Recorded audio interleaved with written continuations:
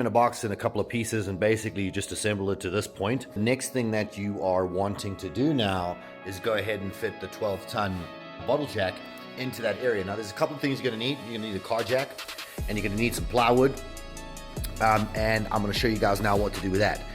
And yeah.